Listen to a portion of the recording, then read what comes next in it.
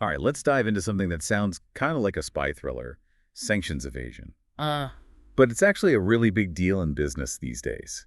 And it's getting even more complex because of, global tensions and all the new tech and regulations popping up. So today we're going deep on the latest trends in compliance and third-party risk management. We're looking ahead to 2025, and we're using a recent blog post from Moody's as our guide. They've got insights from experts all over the world. So yeah, it's a really good overview of what's going on. yeah, it is. It's really interesting to see how much has changed even in the last year. Like, the war in Ukraine has had a huge impact on how sanctions are enforced.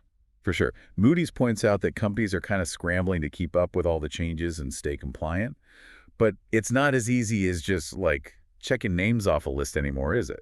Not at all. It's way more than that. The Yeah. focus has shifted to really understanding, who ultimately owns and controls the entities you're doing business with. It's not just about the name on the surface. It's about digging deeper and seeing what's really going on. Yeah, because you could be dealing with a company that looks totally legit, but Yeah. behind the scenes, there's this whole web of shell companies hiding who's really benefiting. Exactly. And that ultimate owner could be on a sanctions list. Kind of mind-boggling. How do companies even start to unravel that? Well, that's where expertise and due diligence is essential. It's about really thorough investigations, looking at financial records, even sometimes doing forensic accounting. You really have to get to the bottom of who's pulling the strings. And then to add another layer of complexity, you have new tech, like blockchain. I was surprised to learn that Russia actually approved it for cross-border payments last year. Given all the sanctions, that seems kind of counterintuitive, doesn't it? Yeah, it does seem that way, but what it really does is push those know your customer, those KYC processes, onto the blockchain. Honestly, I'm not sure I fully understand how that works. Can you break it down for us? Sure, so think about trying to track a transaction through a normal banking system. You'd have to go through all these different intermediaries, each with their own systems. But with blockchain, that transaction history is totally transparent and can't be changed. It's all recorded on a ledger that anyone can access. So in theory, it should be easier to see where money is going and spot anything suspicious, even across borders. Okay, so more transparency should make it harder to hide illegal funds, right? That's the idea, yeah. Yeah. But there are challenges too. Like compliance professionals now need to understand how blockchain works, how to analyze that data, and what red flags to look for. So it's like a whole new skill set they need to learn. Exactly. And then there's the issue of anonymity. Even though the transactions are transparent, the people involved can be hidden with all these complex cryptographic techniques. So it's kind of a double-edged sword, more transparency, but also new ways to stay anonymous. Yeah, you could say that. It shows how sanctions enforcement is this constant back and forth, this cat and mouse game. As technology evolves, both sides are finding new ways to use it. It's definitely fascinating, but also a little daunting to think about how fast things are changing. And it's not just the tech. There are new regulations, too. Here in the U.S., we have a Foreign Extortion Prevention Act, or FIPA. Yeah, that's been a big development. It really shines a light on bribery that targets U.S. companies, especially those working internationally. So what does that mean for businesses in practice, especially those who have to work with foreign government officials? Well, FIPA raises the stakes quite a bit. Compliance programs have to be really strong, no question about it. Due diligence is absolutely crucial, not just on your business partners, but on any government officials you might interact with. So it's not just knowing who you're working with, but understanding their connections and any risks that come with those connections. Precisely. Companies need to have clear policies in place to prevent bribery, and they have to be able to prove that they're actually enforcing those policies. It's all about showing that they've done their homework, assessed the risks, and have controls in place. Sounds like FEPA is really raising the bar for compliance, especially in high-risk environments. It is. It's definitely part of a broader trend toward more scrutiny and accountability. And we're seeing similar things happening around the world. Yeah, like the EU has its anti-money laundering package with that new anti-money laundering authority coming up, the AMLA. Right, the AMLA is going to be a game changer, trying to get all the member states on the same page with AML standards. And it's not just the EU. Australia has its AML-CTF amendment bill too, so businesses really need to step up their efforts. So compliance is becoming more of a global issue, with regulations getting stricter and more connected across different countries. Absolutely, and that's where things get really interesting for businesses, especially those with complicated supply chains. Speaking of supply chains, how do all these new regulations affect how businesses manage their suppliers? That's where a lot of the risk seems to be, especially with suppliers in different parts of the world. You're right, that's a really important point. Supplier due diligence is going to be huge in 2025 and beyond. You can see that with the EU's Deforestation Act, which is going to force companies to really scrutinize their supply chains to make sure they're not contributing to deforestation. So it's not just about knowing your direct suppliers anymore. It's about understanding the entire chain, from raw materials to the finished product. Exactly. Companies will need to map out their supply chains, find potential risks, and do due diligence on every supplier along the way. That sounds like a logistical nightmare, especially with multiple tiers of suppliers and all their subcontractors. It can be, but technology can play a big role in streamlining that process and making it more manageable.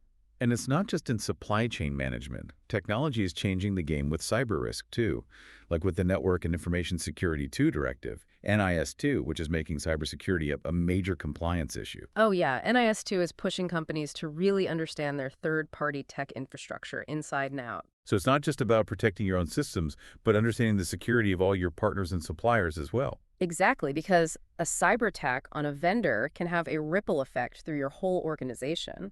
It could lead to data breaches, financial losses, even damage to your reputation. It feels like companies are facing this perfect storm of challenges, geopolitical uncertainty, new tech, changing regulations, and now cyber attacks. It's a complex landscape for sure, but it's also really interesting. And the good news is we're seeing amazing advancements in technology that can help companies deal with these challenges. Yeah, I'm really interested in the potential of AI and RegTech to streamline things and make things more efficient.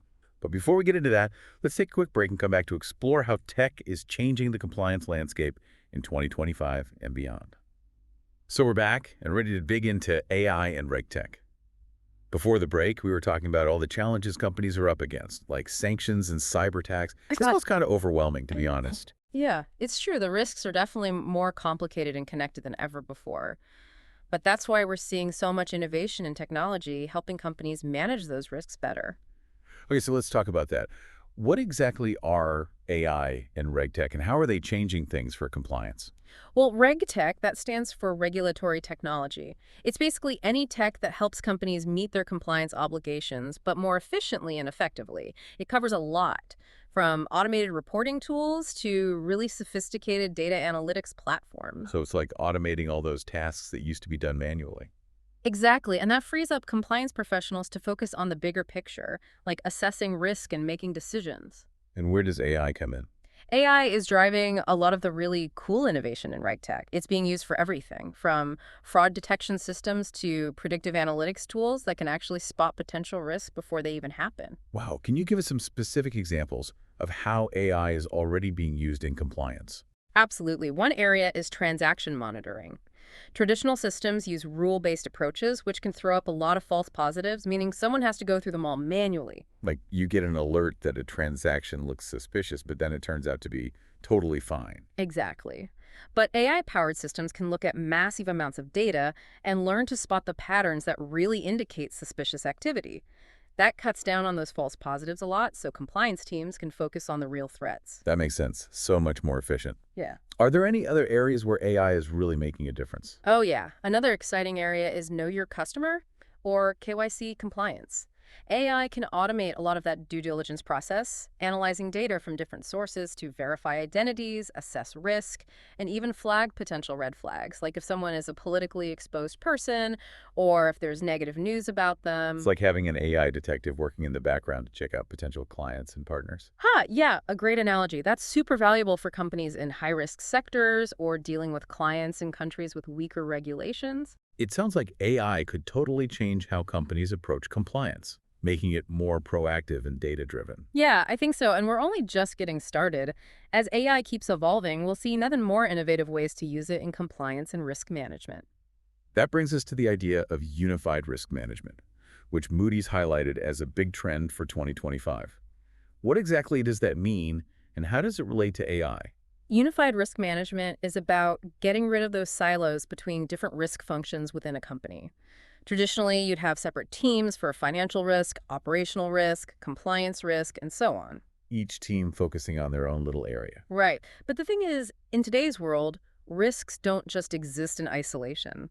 Like a cyber attack can impact everything from your operations to your reputation to your compliance with regulations. It's like a domino effect. One risk can trigger others across the whole business. Exactly. So unified risk management means understanding that everything is connected and taking a holistic approach to managing risk across the entire organization. And that's where AI comes in.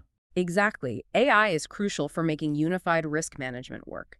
It can look at huge amounts of data from all those different functions and find patterns that humans might miss. This helps companies understand how different risks are linked and develop better strategies to deal with them. So we're moving from reacting to risks to actually predicting them. Exactly. That's what's so exciting about it. Imagine being able to anticipate potential problems before they even happen and then take steps to prevent them. That's the power of using AI for unified risk management. But this all sounds very complex. How realistic is it for companies to actually implement these kinds of systems? Well, setting up a unified risk management framework and integrating AI into your processes is a big project for sure. It takes a significant investment in technology, people, and processes. So where should companies even start if they want to adopt these new approaches? The first thing is to really understand your own risks. What are the biggest threats facing your company? How are they connected? And what are you already doing to manage them? So you're saying a thorough self-assessment is key before even thinking about any big tech implementations. Absolutely. Once you have a clear picture of your risk profile, then you can start looking at the different technologies and solutions available. You need to find the ones that fit your specific needs and goals. And I imagine you need the right people in place to manage these systems and make sense of all the data, right? Oh, absolutely. Investing in training and development for your risk and compliance teams is essential. You need people who understand both the technology and the regulations and who can bridge the gap between them. It seems like we're at the start of a huge shift in how companies approach risk and compliance. We're moving away from manual processes and siloed thinking to a world of data-driven insights and holistic risk management. It's definitely an exciting time to be in this field. There's so many opportunities to do things differently and make a real difference in how businesses operate in this increasingly complex world. So if you had to sum up what all this means for businesses going forward, what would you say? I'd say the future of compliance is all about being proactive, adaptable, and data-driven. It's not just about following the rules, it's about truly understanding the risks and opportunities in this constantly changing global landscape. And using new technologies like AI, but doing so in a responsible and ethical way. Exactly. It's about finding the right balance between innovation and human judgment, using technology to empower people, not replace them. I like that. It's not about AI taking over. It's about humans and AI working together to build a better business world. Right, and that brings us to another important point, collaboration. In this complex world, businesses can't just go it alone. We need stronger partnerships between the public and private sectors, between different industries, even between competitors. Like the saying, a rising tide lifts all boats. We all benefit from a more secure and sustainable business environment. Absolutely. By sharing information and working together, we can all improve how we manage risk and compliance. So it's not just about what individual companies do, it's about how we work together as a global community. Exactly. We're all connected, and we need to realize that our actions have consequences that go far beyond our own organizations. This has been such a fascinating conversation. I've learned so much, and I hope our listeners have too. Thanks so much for joining us today and sharing your insights. It's been my pleasure. And to our listeners, keep exploring these topics, ask questions, and don't be afraid to challenge how things are done. The future of compliance is in your hands. Wow, it really does feel like we're at this turning point. Yeah. All these global events and the tech advancements and all these new regulations. It's a lot to handle, Yeah. even for big companies. Yeah, no doubt. But I actually think this is a really exciting time.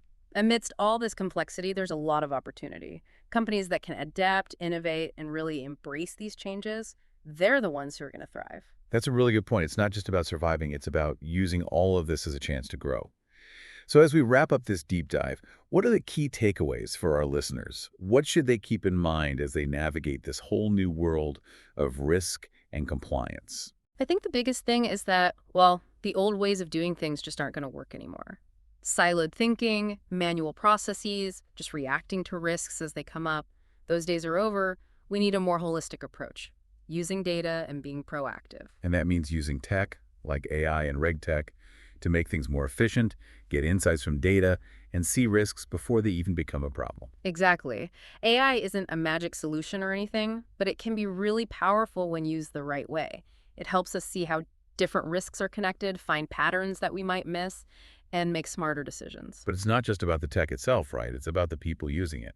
We need to make sure risk and compliance professionals have the skills to work with these tools effectively. Yeah, that's key. We need a workforce that understands both the technology and the regulations, people who can bridge that gap. And we need more collaboration within companies and across industries. For sure, sharing information and best practices is going to be crucial if we want to improve compliance and risk management globally. So it's not just about what each company does on its own, it's about working together as a whole community. That's right. We're all connected, and we need to understand that our actions have consequences far beyond our own organizations. This has been an incredible deep dive. I feel like I've learned a lot. Hopefully our listeners feel the same way. Thanks so much for joining us today and sharing your expertise. It's been my pleasure, and to our listeners, I encourage you to keep digging into these topics, ask questions, and challenge the way things are done. The future of compliance really is in your hands. That's a great point to end on. The future isn't something that just happens to us. It's something we create. So let's go out there and build a future where businesses can succeed, risks are managed well, and compliance is a force for positive change. Couldn't agree more. And that's it for this week's Deep Dive. Thanks for listening. We'll be back next week with another deep dive into a topic that's shaping the business world. Until then, stay curious.